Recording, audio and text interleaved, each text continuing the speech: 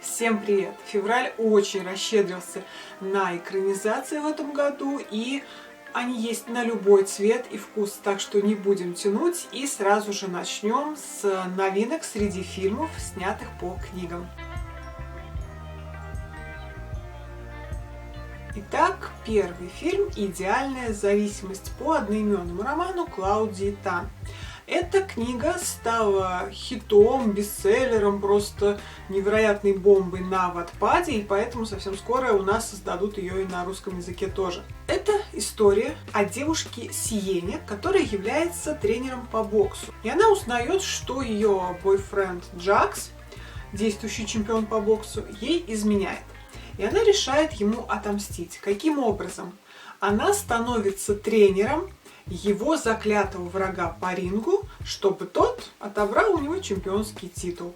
Фильм с возрастным ограничением 18+, его снимала та же кинокомпания «Что» и фильмы после, так что всех любителей горячих любовных историй ждет новое. Следующий фильм «Сожги все мои письма» по роману Алекса Шульмана. Это шведская драма о литераторе Алексе. У него проблема, он подвержен неконтролируемым приступам ярости.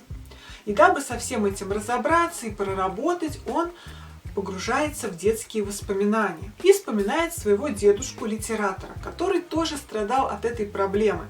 Он всю свою жизнь любил и ненавидел жену, потому что та питала чувства к поэту, дедушкиному литературному сопернику. И Алекс, все больше погружаясь в этот любовный треугольник, внезапно раскрывает тайну бабушки.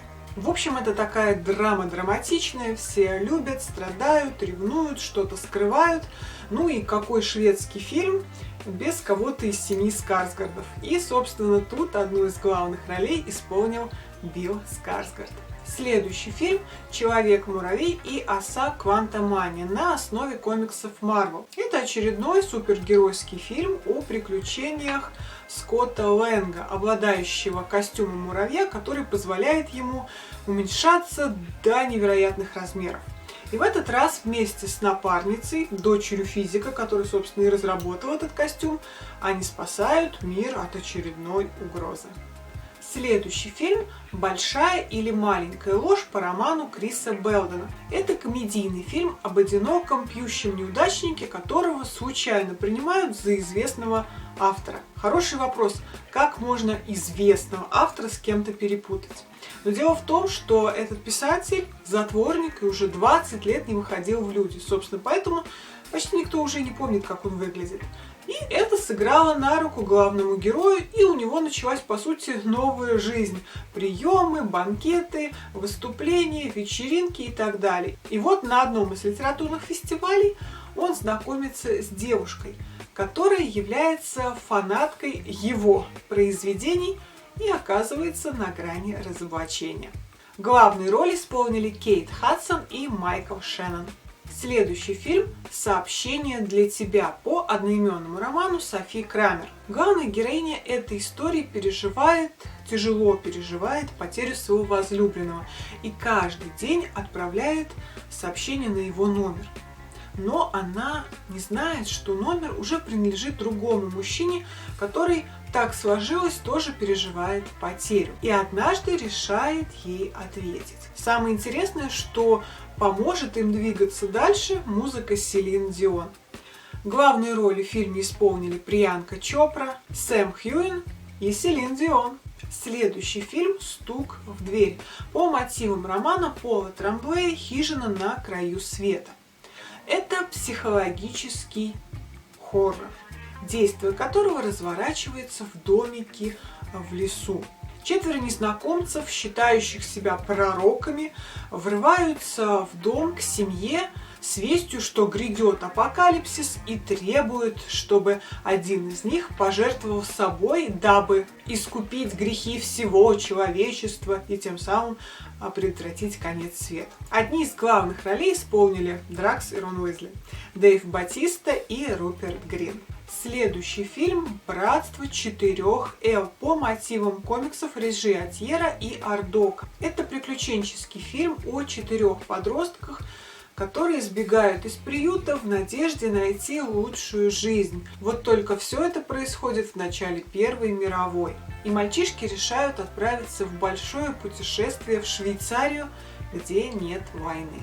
Следующий фильм «Марлоу» по роману Джона Бенвилла «Черноглазая блондинка». Это детективный триллер, действие которого разворачивается в конце 30-х годов. Частного детектива Филиппа Марлоу нанимает для поиска возлюбленного гламурная дочь известной кинозвезды. Начиная разбираться в этом деле, детектив погружается в закулисную жизнь Голливуда и оказывается вовлеченным в опасное и смертельное расследование, где все что-то скрывают.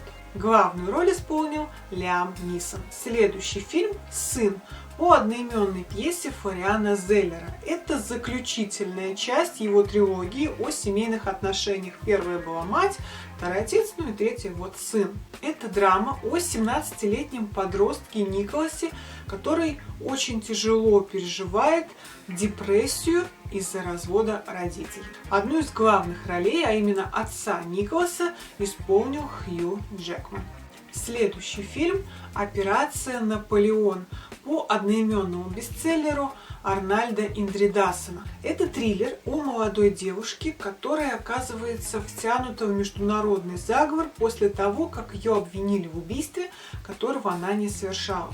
И ее единственный шанс оправдаться – раскрыть секрет старого немецкого самолета Второй мировой войны, который обнаружили в растаявшем леднике Исландии. Следующий фильм я очень ждала. Это «Астерикс и Обеликс. Поднебесные» по мотивам комикса Рене Госсини и Альбера Удерзо. Это уже 5-я экранизация про Астерикса и Обеликса по мотивам этих комиксов. И в этот раз знаменитые галлы попадают в Китай в 50-й год до нашей эры. Не очень приятная новость, что впервые роль Обеликса сыграет не Жерар Депардье. Конечно, он просто там идеально вписывается, это его роль. Но зато есть, по крайней мере для меня, хорошая и интересная новость, что одну из ролей в фильме сыграл Златан Ибрагимович. Мы уже познакомились с 11 фильмами, и это еще не конец. Сейчас будет еще 2 экранизации, 2 новинки для любителей азиатского кино. Итак, следующий фильм называется «Украденная личность» на основе романа японского автора Акиры Сиги. Это корейский триллер от Netflix о девушке, чья жизнь резко меняется после того, как ее потерянный телефон находит опасный незнакомец и начинает отслеживать каждый шаг ее жизни. Следующий фильм «Меня зовут Тихира» на основе одноименной манги Ясуда Хироюки. Это японская драма о девушке по имени Тихира, бывшей секс-работнице, которая устраивается продавщицей еды на пляже курортного городка. Она страдает от одиночества и, дабы от него уйти, заводит с покупателями беседы обо всем на свете. И тем самым внезапно утешает и их тоже. Ну а теперь перейдем к сериалам февраля, которые сняты по мотивам книг.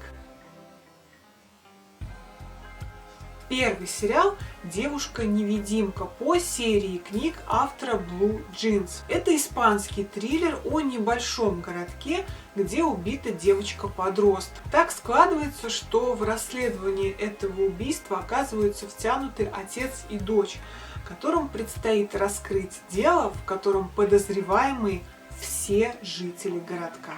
Следующий сериал «Смешная девчонка» по роману Ника Хорнби. Это британский комедийный мини-сериал о девушке Барбаре. Действие разворачивается в 60-е годы в небольшом городке, где Барбара побеждает в конкурсе красоты.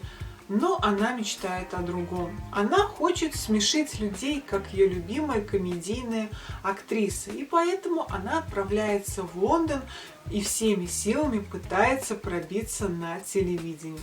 Следующий сериал «Дорогой Эдвард» по одноименному роману Энн Наполитано. Это драма об авиакатастрофе, в которой выжил лишь один 12-летний мальчик. И теперь ему предстоит решить, поддаться горю или же попытаться начать жизнь заново, обрести новых друзей и, возможно, даже новую семью. Следующий сериал «Консультант» по одноименному роману Бентли Литла. Это комедийный триллер. Да, и такое бывает. Комедийный триллер о компании, которая нанимает консультанта, дабы он помог ей справиться с возникшими проблемами имиджа. И поначалу все были рады, все довольны, все шло неплохо, но постепенно консультант стал вести себя неприятно, навязывая странные, а порой абсурдные идеи, строго контролируя каждого, жестоко расправляясь с недовольными, и уже всем стало страшно, а как далеко он может зайти. Следующий фильм «Пока жива» по мотивам романа Александры Поттер. Это комедийный сериал о женщине, которая развелась, ее карьера журналистки пошла под откос, и она вынуждена вернуться обратно в свой родной маленький городок. И вернувшись, она увидела, что у всех ее знакомых жизнь сложилась, а у нее вот что-то не очень. И она вынуждена согласиться на единственную работу в местной газете – это написание некрологов. Следующий сериал, а точнее дорама «Небесный айдол» по одноименной, популярной в Корее манхвы. По сюжету священник из параллельного фэнтези мира переносится в наш мир, дабы одолеть короля демонов. Только он оказывается в теле участника поп-группы, причем не очень успешной. И внезапно с его появлением эта группа становится популярной. Вот только главному герою не стоит забывать о своей первоначальной миссии. Айдолы, поп-группы, священники, демоны собрали все, весь хайп. Следующий сериал, очень интересный, который я тоже хочу посмотреть. Это анимационный сериал «Антология русского хоррора. Красный состав». Это сборник ужастиков по мотивам произведений Александра Пушкина «Гробовщик», Александра Грина «Дочь крысолова», Алексея Толстого «Семья вурдалагов» и другие. В общем, это 6 короткометражных страшных историй в разных анимационных техниках. Призраки, вампиры, зомби, оборотни. И все это по произведениям классиков. Да, это вам не «Русалка на ветвях висит». Ну и небольшой бонус о новых сезонах в феврале уже вышедших сериалов на основе книг. Вышел 4-й сезон сериала «Ты» по мотивам книг Кэролайн Кэпнес, а также вышел 2-й сезон сериала «Карнивал Роу» по книге Трэвиса Бичема. Итого мы получили 22 экранизации в феврале для просмотра. Это пока рекорд 2023 года, и посмотрим, побьет ли его какой-нибудь следующий месяц. Ну а вы делитесь, что уже посмотрели или планируете посмотреть из этого, и увидимся в следующих видео. Пока!